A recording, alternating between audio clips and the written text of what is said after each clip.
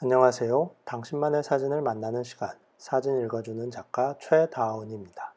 이번 시간에는 현대 사진의 출발점으로 일컬어지는 한 사진가분에 대한 이야기를 해보려고 하는데요. 이렇게만 설명해도 누군지 아시는 분들이 많을 것 같습니다. 바로 미국 사진가 로버트 프랭크의 이야기입니다. 2019년 그가 세상을 떠났을 때 많은 사진 작가들이 그를 추모했는데요. 그만큼 사진 역사에 큰 자취를 남긴 사진가입니다. 알프레드 스티글리츠가 스트레이트 포토그래피를 주창하며 시작된 20세기 모던 사진의 시대는 1950년대에 이르러 현대 사진의 시대로 넘어오게 됐습니다.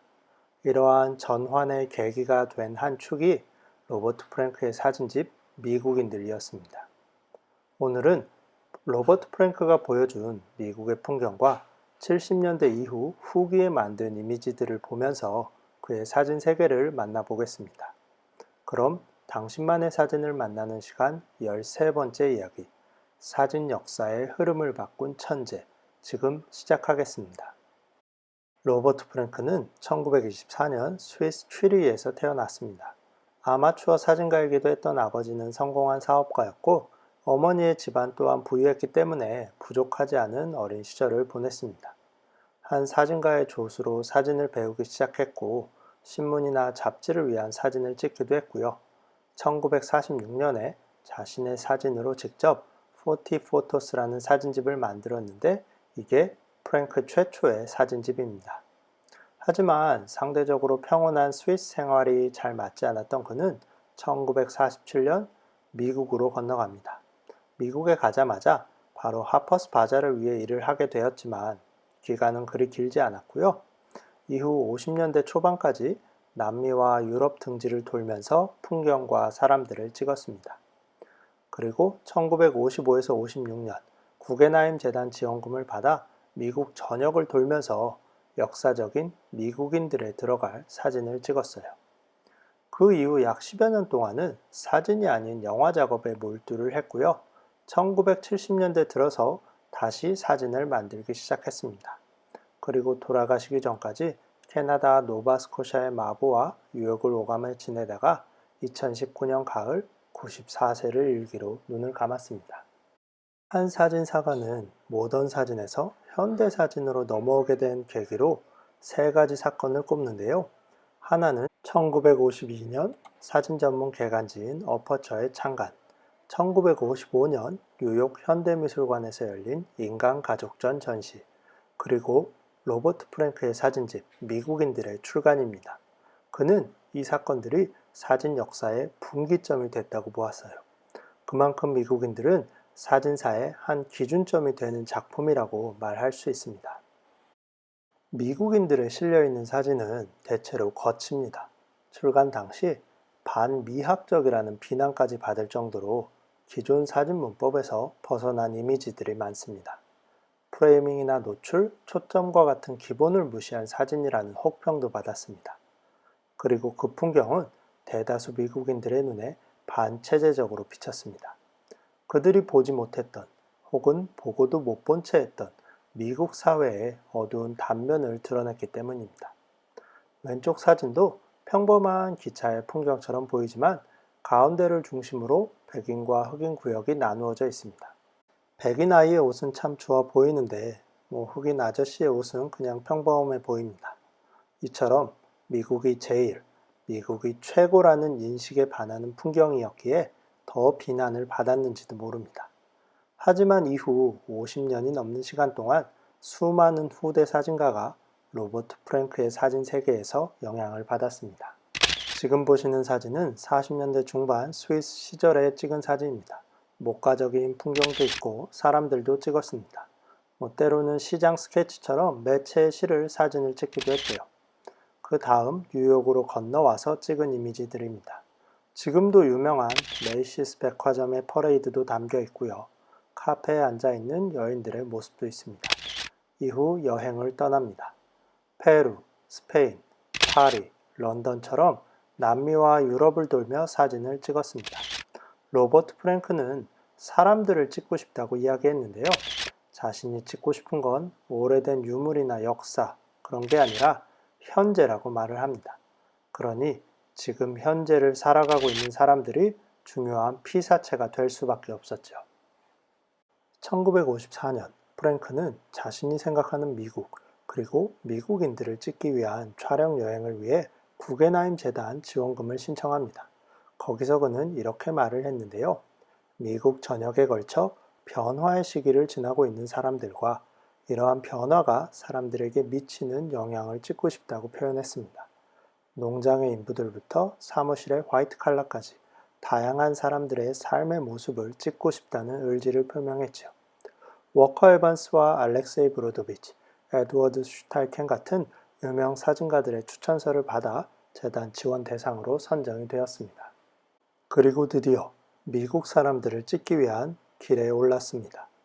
9개월에 걸친 시간, 10,000마일의 여행, 30개의 주, 767통의 필름에 담은 27,000여 장의 이미지. 이렇게 찍은 사진들이 바로 미국인들의 토대가 되었습니다. 프랭크는 어떻게 찍느냐가 아니라 무엇을 찍느냐가 중요하다고 생각했던 것 같습니다. 그러면서 눈에 들어온 풍경을 마음이 끄는 대로 포착했습니다. 그의 사진들은 때로 구도도 초점도 맞지 않지만 셔터를 누르던 그 순간의 감정이 들어가 있습니다. 이러한 그의 시선은 미국 사람들이 보지 못했던 미국의 풍경, 한 단면을 끄집어냈습니다. 어떤 이들은 유럽이라는 프랭크의 배경이 이와 같은 미국 풍경을 찍는 바탕이 되었다고 합니다. 하지만 그는 이 생각에 동의하지 않습니다. 프랭크는 자신이 미국인들을 찍게 만든 것은 격동적인 변화의 시기를 헤쳐가던 미국 그 자체라고 이야기를 합니다. 기차역의 남자 화장실, 장례식장과 결혼식, 드라이브인 극장과 뉴멕시코의 주유소, 퍼레이드 행진 바깥의 풍경과 공장 노동자들, 어둑한 바 안의 모습까지 수많은 미국인들이 일상을 보내고 있는 장소를 찾아가 눈에 띄지 않는 아웃사이더이자 관찰자가 되어 그들을 기록했습니다. 덕분에 자연스러우면서도 숨기지 않고 평소에는 깨닫지 못했던 일상의 편린들이 날것으로 모습을 드러냈습니다. 프랭크는 사진집에 들어갈 사진을 셀렉션하기 위해 1년여의 시간을 들여 27,000여 장의 이미지를 검토하고 수천 장의 워킹 프린트를 만들고 다시 그 중에서 83점의 사진을 셀렉션하는 과정을 거쳤습니다. 그가 남긴 네거티브와 작업 중간중간의 인화물들을 보면 그 시간이 어땠을지 조금이나마 짐작할 수 있습니다. 이러한 모든 시간이 쌓여 반세기 넘게 우리에게 울림을 주는 이미지들이 모아질 수 있었던 것이 아닐까 합니다. 미국인들 이후 한동안 영화에 치중하던 프랭크는 1970년대로 넘어오면서 다시 사진 작업을 시작합니다. 이때부터의 사진은 단지 한 장의 사진이 아니라 찍고 붙이고 합치고 필름 네거티브나 인화물에 글씨를 쓰는 등 다양한 변형을 가합니다. 딥틱, 트립틱 등의 구성사진과 연작 등을 활용하면서 사진을 새롭게 바라보고 만들어냈습니다. 그러면서 사진을 통해 내러티브를 들려주려고 했어요. 이 시기 사진들은 가까이 지내던 친구들과 이웃의 모습을 많이 담고 있는데요. 캐나다의 집에 놀러온 친구들과 보낸 일상이 담겨 있습니다. 또 어떤 때는 집 앞 전봇대에 가면을 걸어놓고 바람에 흩날리는 모습 같은 것을 기록하기도 했어요. 때로는 개인적인 어려움을 헤쳐나가던 그의 감정이 묻어나기도 하는데요. 로버트 프랭크는 2명의 자식을 먼저 가슴에 묻은 참척의 고통을 겪었습니다. 이러한 슬픔이 더 이상의 이별은 싫다는 슬픈 글귀에 드러나기도 해요. 그는 이렇게 사진을 통해 자신의 이야기를 풀어놓으면서 계속해서 삶을 이어나갔습니다. 예술가가 위험을 감수하지 않는다면 그건 아무런 가치도 없다. 로버트 프랭크는 2007년 인터뷰에서 이렇게 말했습니다. 가능한 많은 길 위에 나가 만나는 풍경을 기록하라고 했죠. 그 과정에서 위험은 필연적일 수밖에 없습니다. 평생에 걸쳐 자신의 감정에 충실하게 세상을 바라보고 프레임에 담은 사진가는 눈 하나 깜빡이지 않았습니다. 그는 사람들이 프레임 속의 한 장면에 집중하는 것이 아니라 자신이 그때 느꼈던 마음과 마주하도록 했습니다. 로버트 프랭크가 우리에게 사진을 보여준 방식은 이처럼 눈앞의 장면이 아니라 그 안에 담긴 감정을 느끼도록 하는 것입니다. 그렇게 해서 그의 사진들이 보는 이의 마음과 공명하며 더 오래도록 마음에 남을 수 있었습니다. 마지막으로 짧게 다음화 예고 드리겠습니다. 다음 시간에는 제가 베이징의 한 전시에서 만난 로버트 프랭크의 1961년 사진에 관한 얘기를 해보려고 합니다. 보통 이 시기는 프랭크가 사진 작업을 거의 하지 않던 시기로 알려져 있는데요.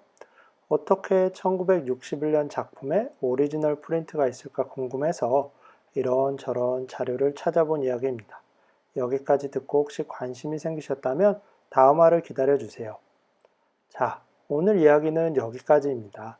재미있게 들으셨다면 구독과 좋아요 부탁드리고요.